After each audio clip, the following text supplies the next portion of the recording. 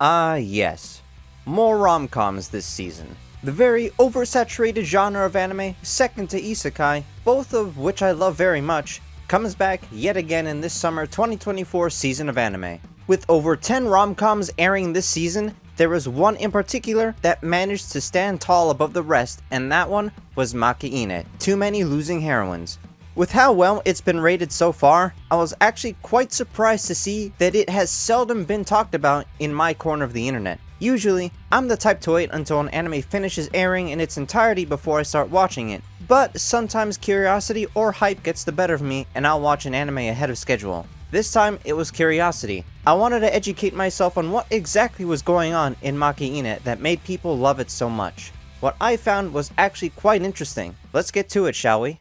Of course, like every other rom-com anime, we have a plain, boring, generic male MC who is somehow the star of the show. His name is Kazuhiko Nukumizu, a first year in high school and self-proclaimed background character. He's an introverted fellow who doesn't understand the concept of fleeting teen romance. Despite that, Nukumizu wonders what his life would be like if it suddenly became a love story. Nukumizu becomes a witness to a classmate getting rejected in the middle of a family restaurant. After all that went down, the two accidentally make eye contact. Wanting to just forget everything, Nukumizu looks away, but his classmate, Ana Yanami, forces herself into his life and immediately starts trauma dumping. We learn that Yanami is the childhood friend of the guy she was rejected by. There are two things to note here. One, she was destined to lose because she's the childhood friend, and two, she has blue hair. And as we all know all too well, blue-haired anime girls always lose. Later on at some point at school, Yanami continues her trauma dumping on Nukumizu. He also runs into two of the other main heroines of the story, Chika Komori and Lemon Yakishio. Yakishio is the next one to get her heart broken. Even after her and Nukumizu come up with a plan to get Yakishio some alone time with her crush, Mitsuki Ayano, she has her heart shattered brutally after Ayano reveals out of the blue that he's in a relationship with fellow classmate Chihaya Asagumo to clear up Lit Club's vice president Koto Tsukinoki's confusion about his relationship to Yakishio. Another one down for the count. Fast forwarding a bit, while on a training camp at a beach, Chika decided that she would finally make her move. Not wanting to let the sudden courage to ask to go to waste, she confessed her feelings for Lit Club president Shintaro Tamaki. Tamaki asked for some time to think about her confession, which ultimately led him to turning her down. To make matters worse, Koto has had feelings for Tamaki for quite some time, and after a bit of a quarrel, Tamaki reciprocates her feelings and the two begin to date. Despite her obliterated heart, Chika remains in the Lit Club and remains in good standing with everyone there. Have you noticed the pattern here yet? As the name of the anime implies, every heroine here has lost. All of the main female characters have had their hearts completely broken. As much as it sucks to see good characters suffer, this is what makes Makeine interesting. A rejection means just as much as someone accepting their feelings to me because that's still more development than most romance anime get. Time and time again, fans of anime get upset because relationships go absolutely nowhere. But even a rejection is some kind of closure. It's an answer to the question of will they get together by the end, instead of the question remaining unanswered after 12 to 24 episodes of sometimes wasted time. Sure, none of these events mark the end of the anime by any means, but that just means that there's more to tell, which is an additional level of excitement and another reason to keep watching. As amazing and as interesting as Makeine is, I do hope that we don't start to see every other harem-style rom-com anime be an adaptation of a half-baked light novel or manga clone of Makeine.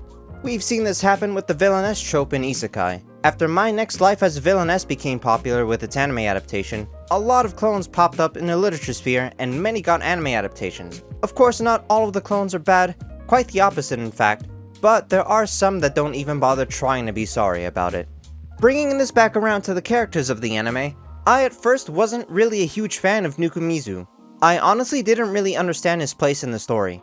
He just seemed like purely a plot device with nothing else to contribute. Basically just a lazy catalyst to connect one point of the story to the next due to some lazy writing. I guess it makes sense since his self-introduction was him labeling himself as a background character. As the anime went on, however, he definitely became more than that. Nukumizu's place in the story became more important as he became more involved with the people around him. Despite having little to no experience with human interaction, he's miraculously okay at consolation, and the heartbroken heroines usually find themselves in his company because of it. Speaking of heartbroken heroines, the girls of this anime are pretty well written. None of them are the most unique characters ever, seeing as they use the same archetypes you'd find in these kinds of anime. Yanami is the blue-haired girl that always loses, Yakishio is the tanned, athletic tomboy, and Chika is Shizuka Yoshimoto, except she's capable of speech. But they're unique enough in their execution that you can see that they're more than their archetypes. Yanami is one of the popular girls at school. She's mostly ordinary with the side of crazy. She enjoys food a lot and worries way too much about her weight. Despite her sometimes mean quips towards Nukumizu, it's clear that she values her friendship with him. Yanami got very upset with Nukumizu after he tried to push her away because some girls were spreading rumors about the two. Yakishio is also one of the popular girls at school. She's the ace of the female track and field team at school. She has a very friendly and cheerful personality that makes her easily approachable to those around her.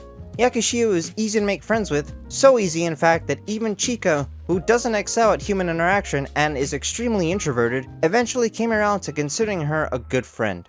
Chika is a novelist and unlike the other two, is not one of the popular girls. She's extremely reserved and has a total lack of self-esteem. Her appearance is mostly unkempt, as you can see by her hair, which is always messy.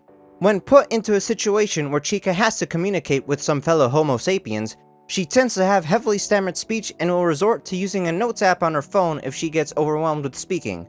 That being said, when it comes to Nukumizu, she is incredibly rude to him and often insults him. This attitude of hers is notably reserved only for Nukumizu though. Despite her shy and introverted nature, Chika was actually the only one of the heroines here to directly confess to her crush. The rejections of the other two were pretty much indirect confessions of feelings for someone else without actually getting asked out.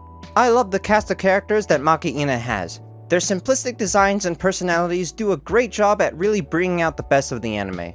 If it wasn't for them also being well written, I don't think Makeine would have been nearly as interesting. Let's give a round of applause to the secondary characters of the cast as well. While not being as involved, they still bring a similar amount of impact to the story as the main characters do. I love Koto's interactions with Chika and the fact that she's a massive Fujoshi. I don't really have an explanation as to why, but I really like Fujoshi characters. I think their antics are entertaining. Yumeko Shikiya always leaves a major impact whenever she's on screen. Her off-kilter nature and unblinking eyes are unsettling in a comedic way that make for entertaining interactions. We also can't forget about Kaju Nukumizu, the little sister of Kazuhiku Nukumizu. Nothing wrong with the all-reliable Imoto character. At the time of writing the script, only half of the episodes have been released, so I'm curious to know where the story will go next.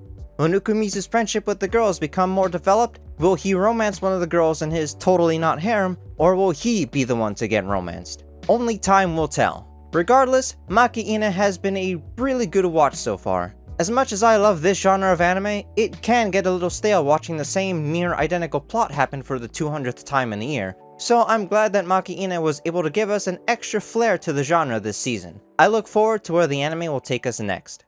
That about wraps it up for Makeine. What are your thoughts on this anime? Do you think that this anime is truly unique? And should this become a romance with Nukumizu, which of the girls do you think should win? Leave your thoughts in the comments down below. Until next time, see ya!